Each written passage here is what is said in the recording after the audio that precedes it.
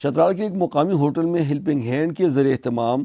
Climate change یعنی موسمیاتی تبدیلی پر ایک روزہ سیمینار منعقد ہوا۔ اس سیمینار کا موضوع تھا youth for a cooler planet, یعنی ایک ٹھنڈے سیارے کے لیے نوجوان کا کردار۔ سیمینار میں ماحولیات سے متعلق مختلف ماہرین نے شرکاء کو ماحولیاتی تبدیلی اور اس کے نقصانات سے متعلق معلومات فراہم کی۔ ماہرین نے کہا کہ دنیا کے امیر ترین ممالک میں ہزاروں کارخانے ہیں جو امیشن اور کاربن ڈائی آکسائڈ جیسے زہریلا گیس خارج کرتے ہیں۔ پاکستان میں کارخانے بہت کم ہیں اور چترال میں کارخانے نہ ہونے کے برابر ہے، مگر اس کے باوجود ان ممالک کی وجہ سے چترال جیسے پسماندہ علاقے بھی متاثر ہو رہے ہیں۔ انہوں نے کہا کہ گلوبل وارمنگ یعنی عالمی حدت کی وجہ سے چترال کے پہاڑوں پر صدیوں پرانے گلیشیئر تیزی سے پگھل رہے ہیں، جس کی وجہ سے اچانک سیلاب آتا ہے جو بڑے پیمانے پر مالی اور جانی نقصان کا باعث بنتا ہے۔ ماہرین نے شرکاء اور خاص کر نوجوان نسل پر زور دیا کہ وہ اپنے اس دنیا کو گلوبل وارمنگ کی منفی اثرات سے بچائیں اور زیادہ سے زیادہ پودے لگا کر اپنے اس سیارے کو ٹھنڈا رکھنے میں کلیدی کردار ادا کریں۔ سیمینار کے دوران مختلف شعبوں کے ماہرین نے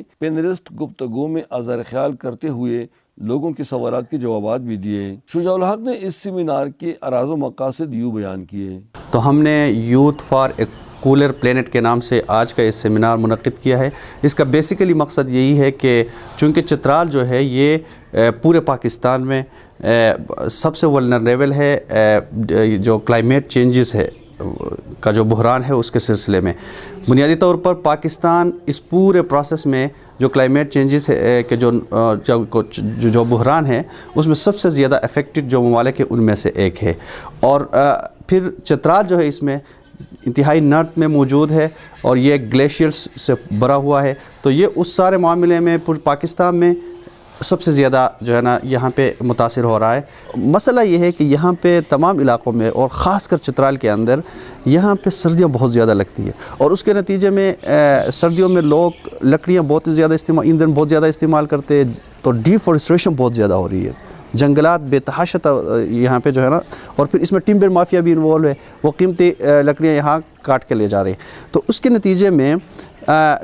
سیلاب بہت زیادہ آ رہے ہیں، ٹھیک ہے نا جی۔ اور جب ڈیفورسٹریشن ہو جاتی ہے، جب اور گریزنگ ہوتی ہے، تو اس کے ساتھ گلیشیئر کے آس پاس جو دھواں ہے وہ اڑتا ہے اور گلیشیئر کے اوپر جاتا ہے۔ حکومت کو چاہیے کہ یہاں کے باسیوں کے لیے، یہاں کے لوگوں کے لیے کوئی الٹرنیٹ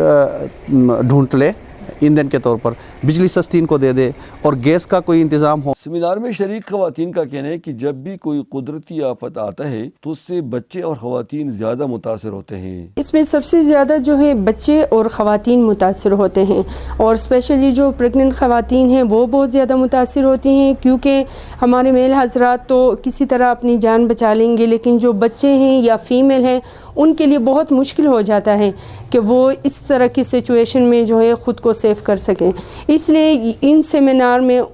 خواتین کی شمولیت بہت ضروری ہے، تاکہ ان کو